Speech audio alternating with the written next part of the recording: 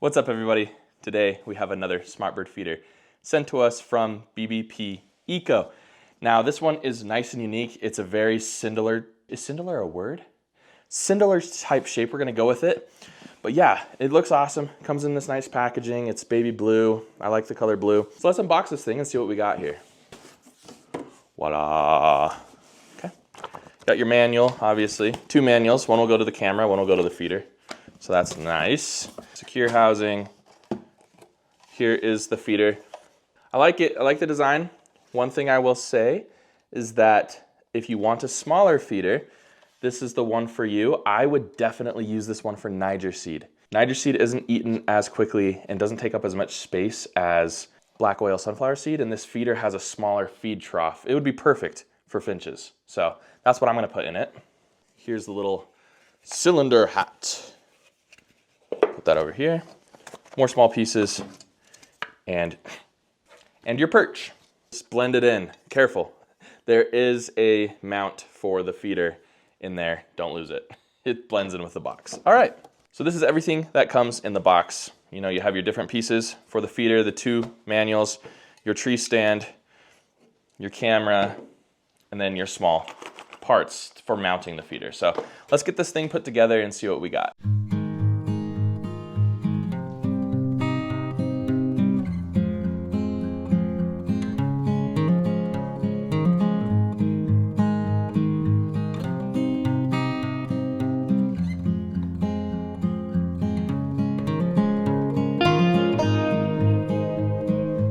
All right, so here is the finished product. Very light feeder. Obviously, it'll get heavier when you put seed in it, but you can see I can wiggle it around. Essentially, this kind of pops into place. This is where you pour your seed in, so you'll want to use a funnel. And again, I think Niger seed would be best because this is a very small feed trough here. And then that just clicks back into place. Here's a stand. This is all pretty solid. There's little holes in here for the water to drain out, so that's perfect. You don't have to worry about your seed getting soggy. Solid tree stand on the back here. I will say the one thing, it's all plastic, so if you have squirrels, you want to squirrel-proof your area because squirrels can chew through plastic.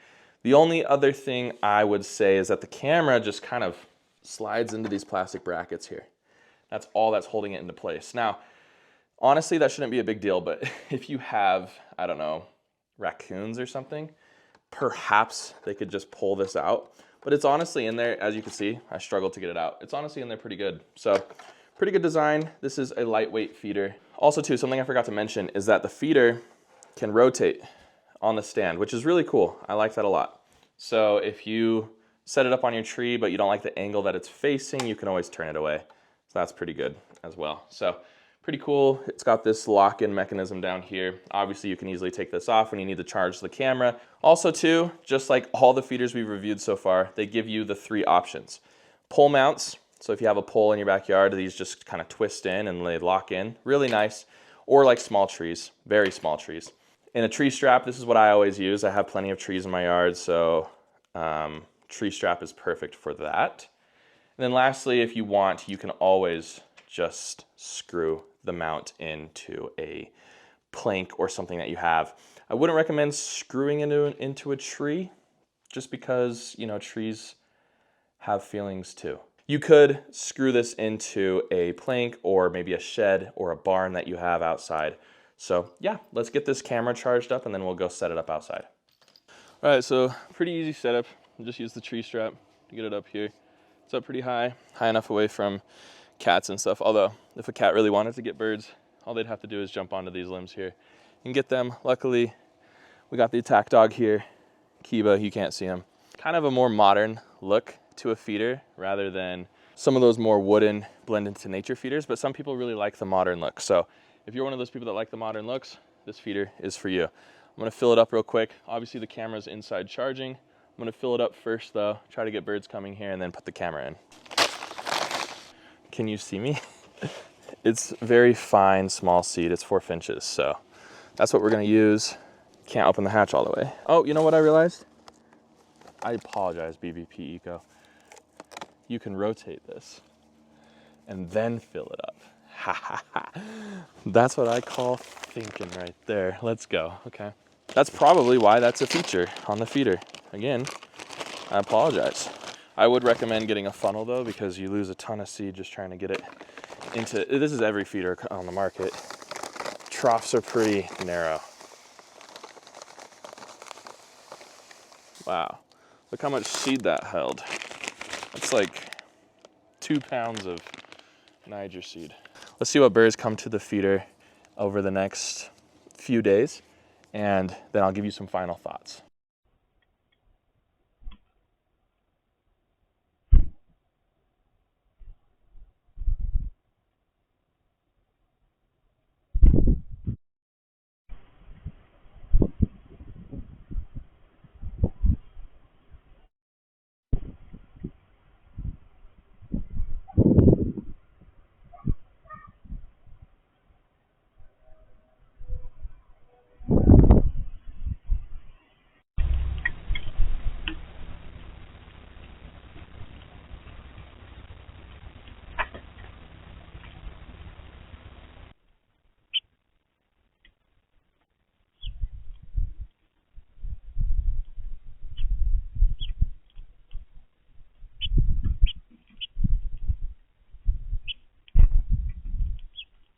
All right, so let's talk about the bbpEco feeder. Overall, it's a really good feeder. It has a more modern design, so if that's something that you are interested in, if you like the modern over more of maybe like the classic, this is definitely the feeder for you. It does have that kind of dome shape to it, cylinder shape. The seed trough holds a lot more seed than I thought it would, and it's a really good feeder for your smaller seed types like Niger seed. Now you can still use that black oil sunflower seed if that's what you prefer to use. It definitely works in that feeder. I just think that the feeder works really, really well as a finch feeder personally, but you can use it as another feeder as well. One more visitor came to the feeder that I forgot to mention, and that was the Indian ringneck parakeet that has been visiting my yard for almost, well, definitely over a month at this point. So the feeder can support larger birds as well. It's not just limited to those smaller birds. It can support some of the bigger birds in addition to the small birds. I would also actually say that this feeder is a really good option if you are a fan of the Niger seed birds. Now those birds are your finches, American goldfinch, lesser goldfinch, house finches. They're also your dark-eyed juncos, which are beautiful, beautiful sparrow species. And then black-capped chickadee have also been visiting the feeder and do like Niger seed as well. And so if you're a fan of any of these birds, I'm not as familiar with the birds out east, so I'm not sure what exactly would be eating Niger seed in the east. Let me know in the comments below. If you want to feed these particular type of birds, I honestly think this is the best finch smart feeder that you can possibly get. A lot of these other feeders are pretty bulky. They don't really allow maybe some of those smaller birds to get up onto that feeder. Magpies and scrub jays, Eurasian collared doves are often dominating some of these bigger feeders, but this feeder is a nice size for some of your smaller birds. So just a thought to think about when purchasing a smart bird feeder. The app is pretty easy to understand. When you get into the app, you are able to check your live feed if you'd like to watch the feeder live, or you can click that little message icon and it'll take you to just all the recent movement notifications that have come to your feeder.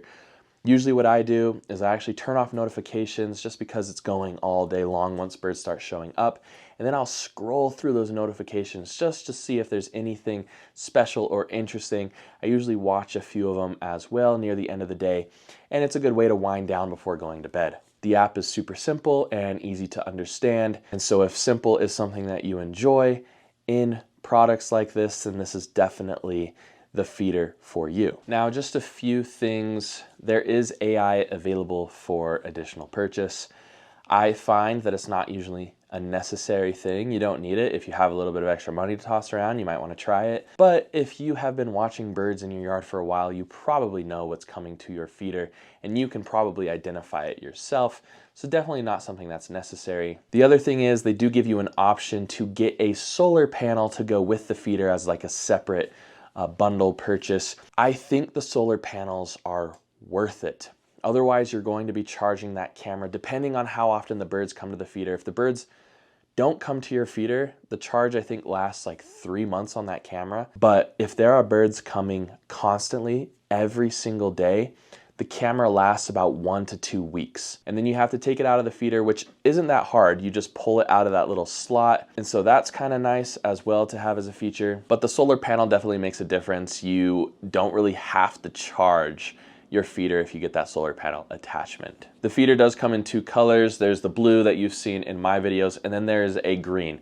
Now it's not an earth green, it's more of a lime green. So if lime green is your color of choice, you can definitely pick that one up instead. Also, the feeder's pretty affordable as well. It's more of a lower middle of the pack tier feeder as far as price goes, but for what you're buying and what you're getting from it, it's definitely worth it as a smart feeder, especially if you want maybe more than one in your yard. Let me know in the comments below, what do you think of the bbpEco smart bird feeder this time around? Thank you, bbpEco, for sending this out for review as always. Thank you so much for joining me on this journey. I hope to see you all next time on Bright Eyed Birding.